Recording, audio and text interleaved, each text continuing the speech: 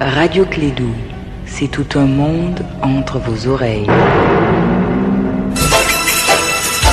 Radio Clédou, le journal avec Sotelma Malitaire.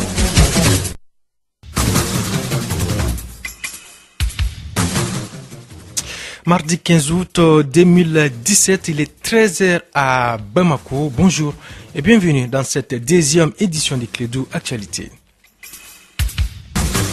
Le Mali sous le choc après la double attaque hier lundi contre les camps de la mission des Nations Unies à Douentza dans le centre puis à Tombouctou dans le nord du pays. On fait le point dans le début de ce journal avec Kassim Traoré. L'insécurité au Mali, il en sera question avec le ministre de la Sécurité et de la Protection civile. Le général Salif Traoré donne des assurances sur les dispositions prises par l'État pour mieux lutter contre le terrorisme. L'université de Kabbalah a un casse-tête pour beaucoup d'étudiants, situé à 15 km de Bamako. L'accès à la zone est un véritable parcours de combattants. Vous saurez pourquoi au cours de cette édition. Et puis culture, le Mali sera à l'honneur à Bercy, à Paris, le 23 septembre prochain. Environ 25 artistes maliens se produiront lors de la Nuit du Mali prévue dans cette mythique salle de spectacle française. Voici pour les titres, présentation Mahamadou Khan.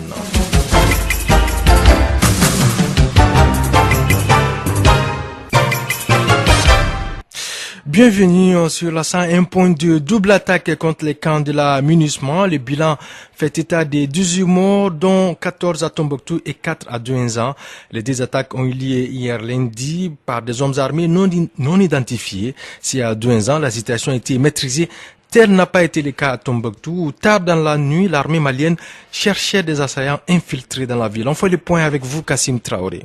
Tout a commencé vers 14 h quand des tirs nourris provenaient du quartier général de la MINUSMA dans la ville de Tombouctou. Il s'agissait d'une attaque des hommes armés non identifiés. Après 4 heures de combat, le bilan fait état de la mort de 5 gardes de la sécurité de la MINUSMA, tous de nationalité malienne, d'un membre de la gendarmerie malienne, d'un agent civil contractuel de la MINUSMA, un garde de sécurité malien et 6 casques bleus ont été blessés, dont 2 grièvement. 6 assaillants ont été abattus lors de la riposte de la MINUSMA à l'attaque. Pour une des rares fois, les casques bleus ont réagi rapidement en déployant une force de réaction rapide destinée à sécuriser le quartier général de la mission et des hélicoptères d'attaque pour traquer d'éventuels assaillants. Quelques heures avant, la MINUSMA avait subi à Douentza une attaque terroriste. C'était vers 5 h du matin. Les camps de la MINUSMA à Douentza, dans la région de Mopti, ont été la cible d'une attaque coordonnée par des hommes armés non identifiés aussi. Un premier groupe d'assaillants a tiré sur un camp de la MINUSMA à partir d'une colline adjacente. En réaction, les forces armées maliennes établies à proximité du camp ont riposté. Un deuxième groupe se dirigea à pied vers l'autre camp de la MINUSMA a ouvert le feu. Les casques bleus ont riposté et 2 assaillants ont été abattus. L'attaque a fait 2 victimes, un membre de l'armée malienne et un casque bleu. Un autre casque bleu a été légèrement blessé.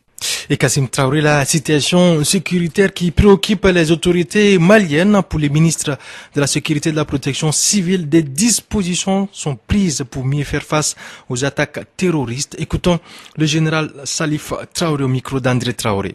Vous savez, il y a 2 façons de faire. Il y a d'abord le renseignement qui nous permet très souvent de déjouer des attentats parce que ça nous permet de savoir que des gens veulent s'organiser pour faire quelque chose et on les interpelle avant. Ensuite, l'intervention. L'intervention, c'est quoi? C'est que si on n'arrive pas à empêcher une attaque, dès que l'attaque commence, il faut que nous puissions arriver sur les lieux rapidement pour neutraliser ceux qui commettent ce genre de barbarie, quoi. Nous sommes en train d'organiser les services de renseignement. Nous avons mis déjà en place une force spéciale antiterroriste. Nous sommes en train de préparer les autres unités qui doivent intervenir aussi s'il y a une attaque terroriste, mais également des unités qui combattent le grand banditisme, les braqueurs, les coupeurs de route. La population est au cœur. Je l'ai dit, on ne saurait raser quelqu'un en son absence. Nous sommes là pour la population. Nous venons de la population et ceux qui vont avoir longue vie vont retourner à la population. Et nous sommes là pour elle. Donc, elle doit nous aider aussi pour qu'on la sécurise au mieux. Et donc, cela passe généralement par les informations. Et nous avons mis en place différents numéros verts. Un numéro vert qui concerne tout le monde, un numéro vert au niveau de la police, un numéro vert au niveau de la garde, au niveau de la gendarmerie. Les numéros verts ont cette particularité qu'ils ne sont pas payants. On appelle un numéro vert, on ne paye pas. Et ça permet de dire à tel tel endroit, j'ai vu telle chose.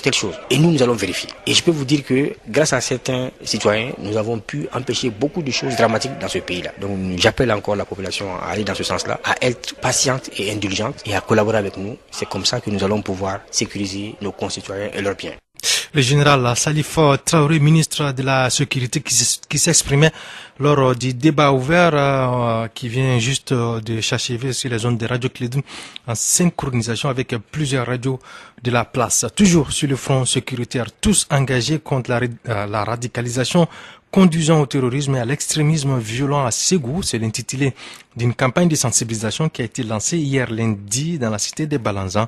Le programme vise à lutter contre le radicalisme et l'extrémisme violent. Aliou Séni Sidibé est le coordinateur national de SES Civisme Mali. Malheureusement, c'est un phénomène auquel nous assistons et qui est en train de prendre des proportions inquiétantes. Les cibles qui peuvent être exposées à cela, c'est bien entendu nous les jeunes et malheureusement aussi les femmes. Et c'est pourquoi nous avons estimé qu'aujourd'hui, il faudra que nous retrouvions pour discuter, pour voir comment nous pouvons envisager des actions pour essayer de faire mieux comprendre nos populations par rapport à cela. Et c'est pourquoi nous avons souhaité que dans ce travail-là, nous associons le Haut Conseil islamique, qui fait aussi un travail remarquable dans ce sens-là, parce que la religion est tout sauf tuer des gens inutilement. En tout cas, la religion musulmane, l'islam. L'islam, c'est une religion de paix. L'islam, c'est une religion de concorde. L'islam, c'est une religion de partage. Donc ce sont ces valeurs positives que nous devons véhiculer, que nous devons nous approprier. Ce qui se passe, ce n'est pas la religion. Aliou Séni Sidibé, le coordinateur national des SES Civisme Mali, qui était donc au micro de Yapene Djeneba Dolo pour être tout à fait complet sur ce dossier. Le Conseil de sécurité des Nations Unies se penche ce mardi 15 août sur la situation sécuritaire dans les Sahel, au menu notamment le déploiement de la force antiterroriste du G5 Sahel, une réunion qui intervient au lendemain de l'attentat à Ouagadougou et la double attaque visant la mission des Nations Unies au Mali.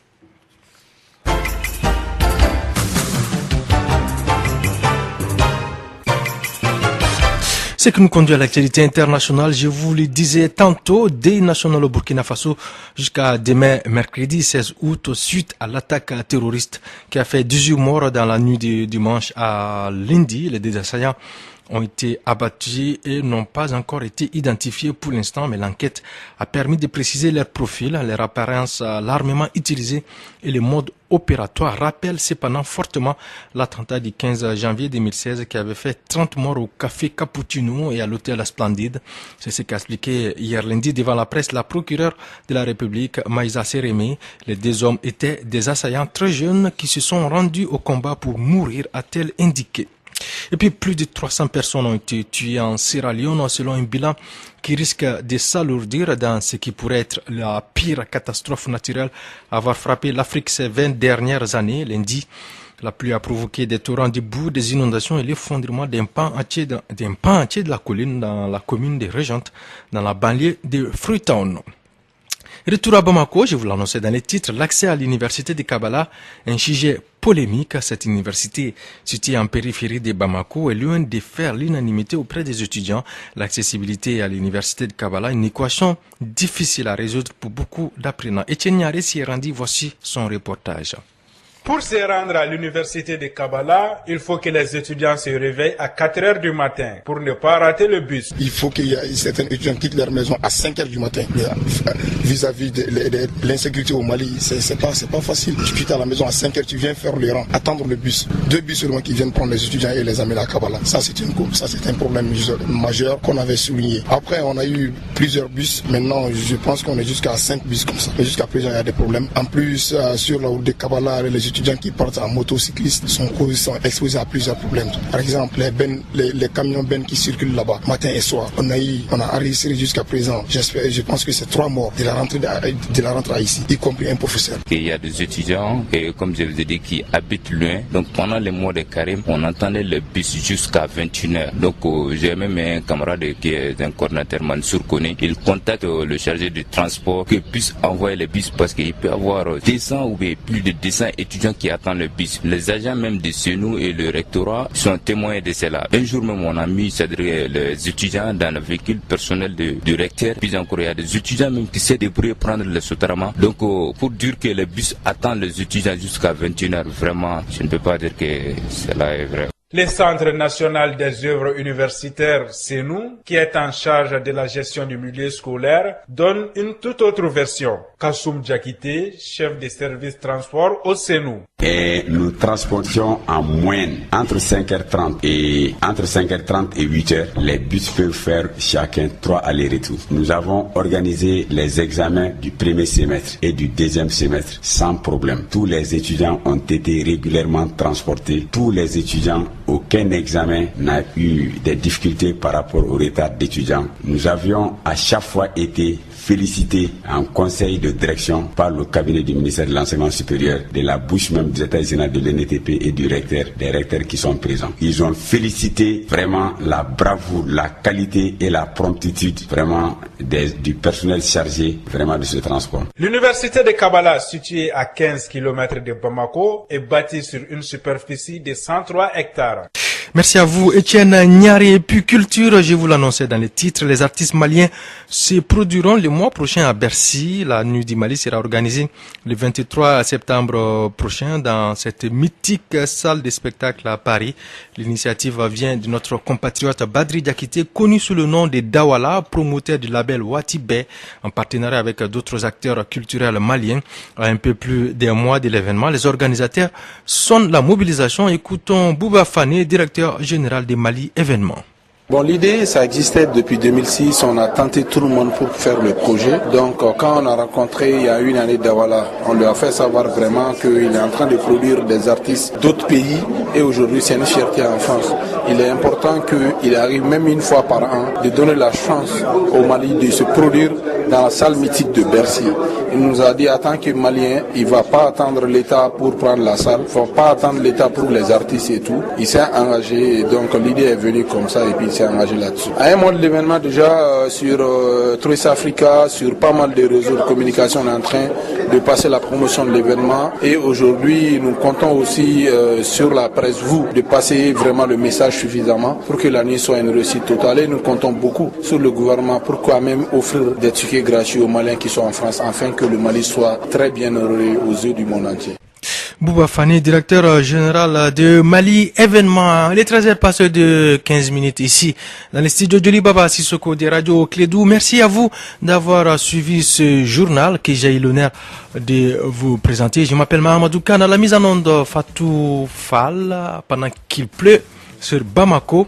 Je vous donne rendez-vous à 16h pour la dernière édition de Clédou Actualité. Mais tout à l'heure, ce sont nos voyants sportifs qui vont s'installer. Excellente suite de programme à notre compagnie.